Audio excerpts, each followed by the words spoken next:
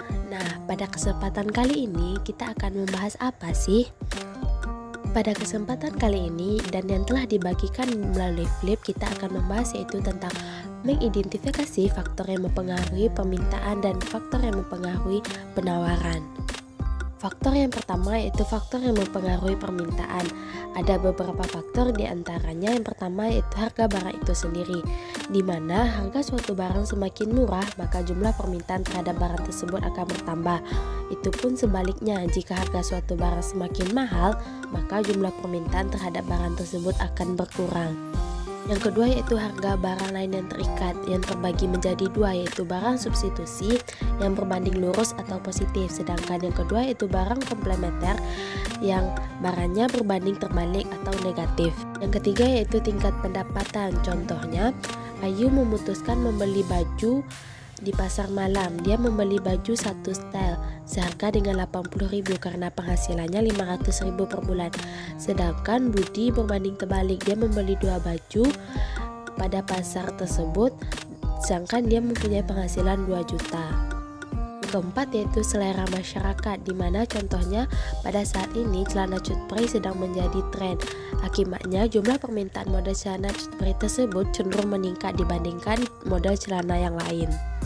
Yang kelima yaitu jumlah penduduk, di mana semakin besar jumlah penduduk suatu daerah atau negara maka semakin tinggi pula permintaan suatu barang untuk harga tertentu. 6. Yang terakhir dari faktor permintaan yaitu prediksi konsumen tentang kondisi pada masa mendatang, yang dimana kita akan memperkirakan bahwa harga suatu barang akan naik di masa mendatang, maka kita akan berpikir untuk membeli barang tersebut dari sekarang daripada nanti setelah harganya naik.